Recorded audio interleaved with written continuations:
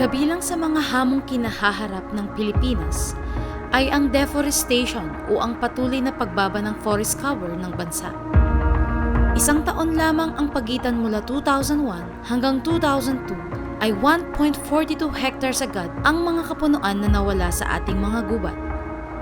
Bukod sa kontribusyon nito sa pagbilis ng pagbabago ng klima, dahilan din ito upang maapektuhan ang saribuhay o ang biodiversity.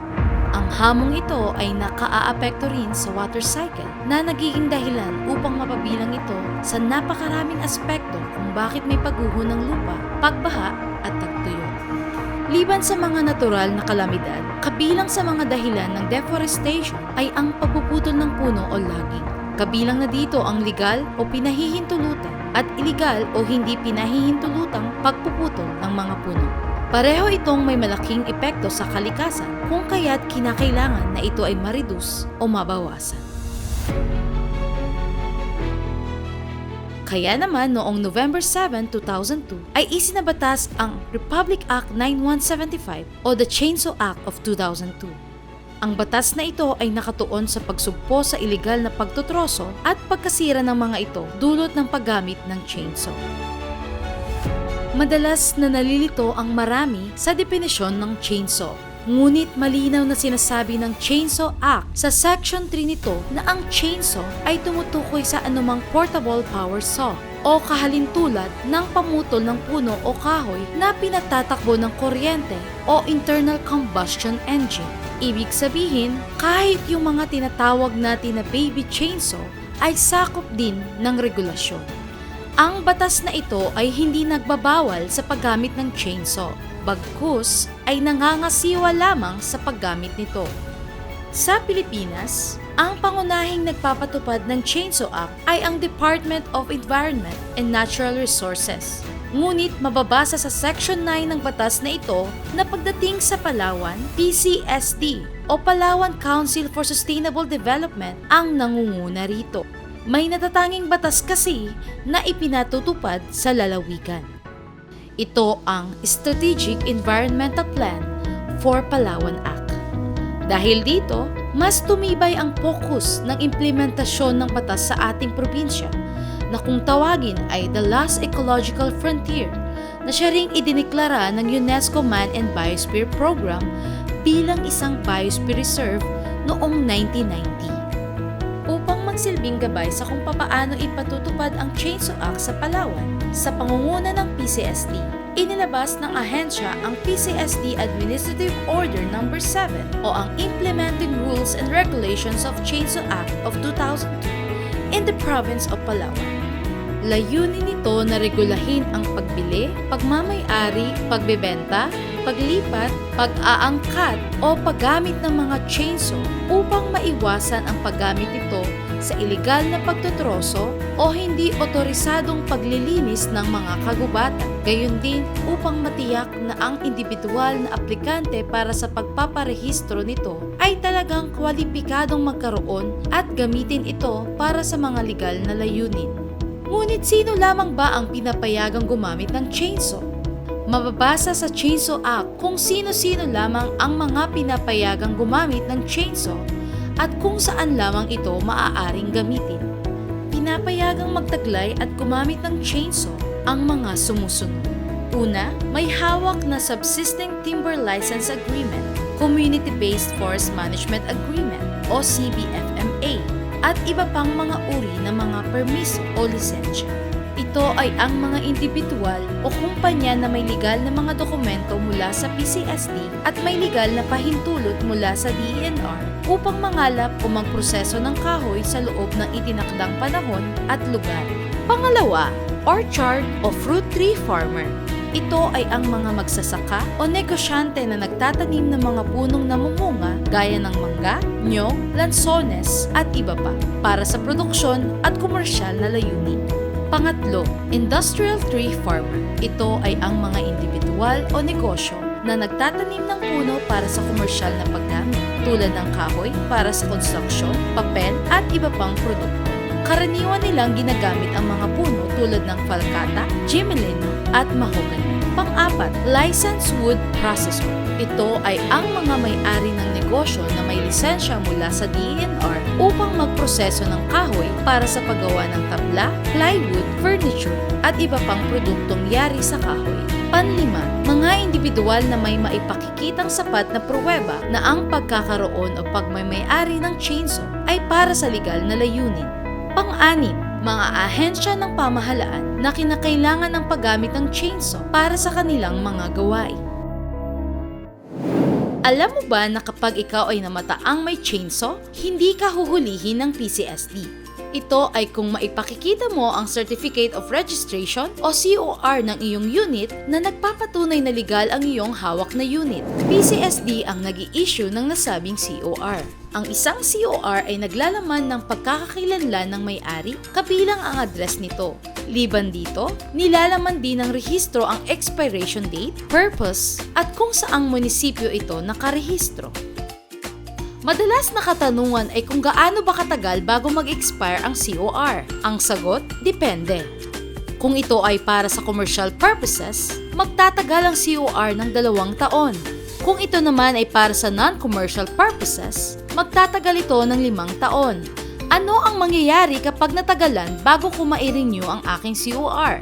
Sakaling ginamit ang chainsaw sa pangapanahong expired na ang iyong COR, maaari kang maparusahan sa batas na kasing bigat ng penalty ng isang taong hindi nagtataglay ng COR.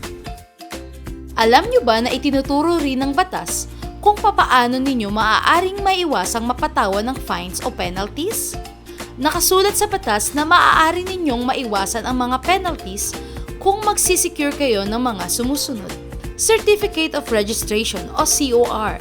Nagkakahalaga lamang ito ng 100 pesos. Ngunit kung gagamit ka ng chainsaw ng walang dala, nag-expire, o walang COR, maaari kang mapatawan ng penalty mula 15,000 hanggang 30,000 pesos base sa administrative order at maaari pang madagdagan ng parehong halaga at pagkakulong sa ilalim ng Chainsaw Act. Transport Permit. Nagkakahalaga lamang ito ng 100 pesos. Ngunit sakaling mahuling nagtatransport ng chainsaw unit na wala nito, maaari kang patawan ng fine mula 1,000 hanggang 4,000 pesos sa ilalim ng AO7. Permit to purchase. Nagkakahalaga lamang ito ng 500 pesos. Ngunit kung nahuling bumili ng chainsaw unit na wala nito, maaaring patawan ng fine mula 10,000 hanggang 20,000 pesos sa ilalim ng kautusan. Maaari pa itong madagdagan ng penalty mula 15,000 hanggang 30,000 pesos at pagkakakulong mula 4 hanggang 6 na taon. Tandaan lamang na kung bibili ng chainsaw mula sa isang private individual, dapat ay mayroon siyang permit to sell. Kung bibili naman sa isang individual na nagba-buy and sell nito, dapat ay mayroon siyang dealership permit. Permit to sell. Nagkakahalaga lamang ito ng 100 pesos. Kinakailangan ito kung ang chainsaw ay ibebenta ng isang registered chainsaw owner o yaong may hawak na certificate of registration. Sakaling magbenta ng wala ito, maaari kang patawan ng penalty mula 15,000 hanggang 30,000 pesos. Tandaan na dapat ang pagbebentahan ng iyong unit ay kinakailangang may tinataglay na permit to purchase kung ito ay individual. Kung ang pagbebentahan naman ng unit ay isang dealer o nagba-buy and sell ng chainsaw, kinakailangang may taglay siyang dealership permit. Sakaling ang iyong napagbentahan ay walang taglay sa anuman sa mga ito, hindi lamang sila ang may multa. 10,000 hanggang 20,000 ang iyong maaaring maging multa rito. Dealership permit. Nagkakahalaga lamang ito ng 1,000 pesos. Ang dokumentong ito ang nagpapahintulot sa isang individual na magnegosyo ng chainsaw. Sakaling mahuli kang nagnenegosyo ng chainsaw units nang walang ganitong permiso, maaari kang pagmultahin ng halaga mula 15,000 hanggang 30,000 pesos sa ilalim ng administrative order na ito.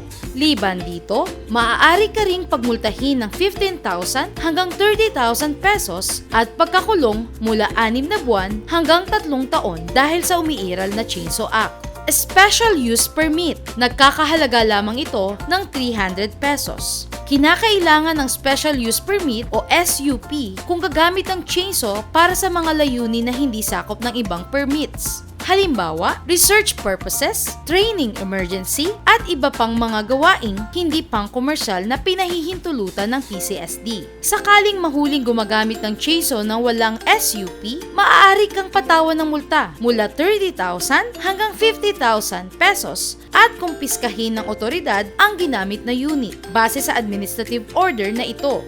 Liban pa riyan, dahil paglabag din ito sa Chainsaw Act, maaari kang patawan ng multa mula 15,000 hanggang 30,000 pesos at makulong mula 4 hanggang 6 na taon. Ang isang rehistradong chainsaw unit ay mayroong engine serial number. Huwag mo itong sisirain o papalitan o buburahin. Base sa Chainsaw Act, maaari kang makulong mula 1 hanggang 6 na buwan at magmulta ng 1,000 hanggang 4,000 pesos. Dahil ito ay paglabag din sa Administrative Order No. 7, maaari kang magmulta mula 1,000 hanggang 4,000 pesos. Sa paglilipat naman ng COR ng iyong chainsaw unit o di kaya ay pagdodonate ito, ay kinakailangan din ng mga legal na dokumento. Sakaling isang opisyal o empleyado ng gobyerno ang mahuhuling lumalabag sa mga regulasyong ito, liban sa mga nabanggit, maaari rin siyang masibak sa pwesto at hindi natanggapin pa sa anumang pampublikong opisina. Sakaling may katanungan patungkol sa implementasyon ng RA 9175 o Chainsaw Act of 2002 at ng PCSD Administrative Order No. 7, maaari kayong makipag-ugnayan sa aming tanggapan sa pamamagitan ng aming Facebook page na Palawan Council for Sustainable Development o magtungo sa aming opisina sa Barangay Santa Monica, Puerto Princesa City o sa malapit na opisina ng PCSD sa inyong lugar. Kung kayo man ay nagbabalak na magsumbong ukol sa napag-alamang paglabag sa regulasyong ito, makipag-ugnayan lamang sa numerong 0931-964-2128 o sa aming Facebook page. Kasapi, ang pakikipagtulungan mo ay may magagawa. Patuloy nating isulong ang pangmatagalang kaunlaran sa lalawigan ng Palawan.